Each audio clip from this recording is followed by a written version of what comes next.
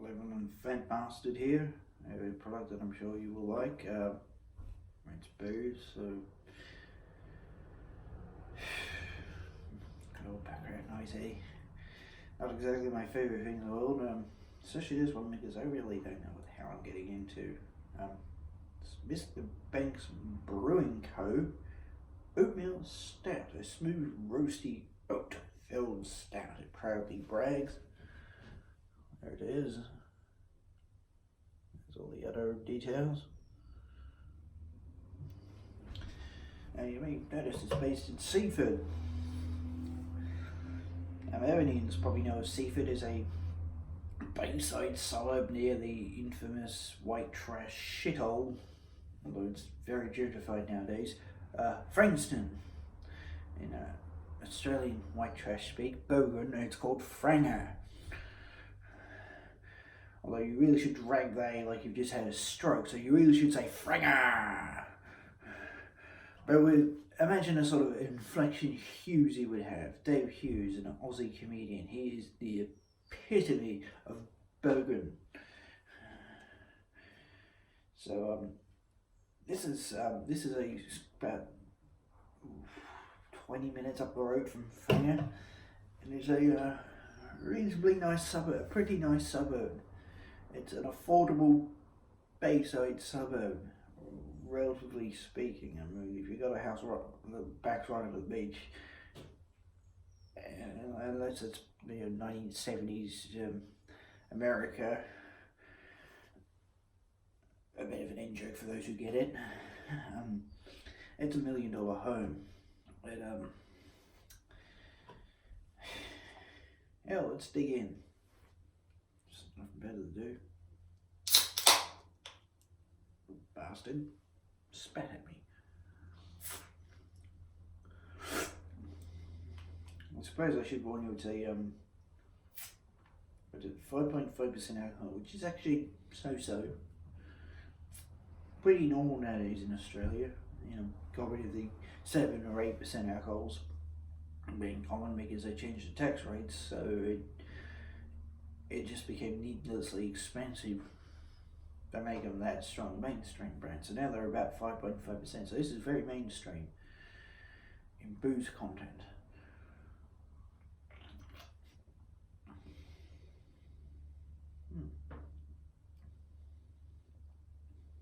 Intriguing flavour, very deep. What the is this? Made me smell like a smell. I was going to say tannins as dark chocolate. Tannins, as far as I understand, is that sort of body of flavour. Antioxidants give you a sort of bitterness, a full bodiness.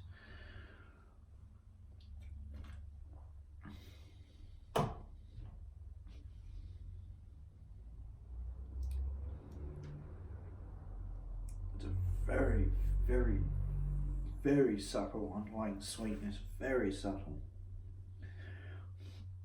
And yes, just the slightest oaty flavour. As you may or may not have noticed, sucking the mess off my hand, it's a very dark beer, it's a deep chocolatey colour. The alcohol content, while not strong, certainly gives the impression of being a hell of a lot punchier than it is. It's got a very crass, very bitter, very deep flavour, a very strong alcohol content, except it hasn't got the cockle warming strength of a strong alcohol content. It is frankly, it's just a beer as far as I'm concerned. It's a B-E-E-R beer.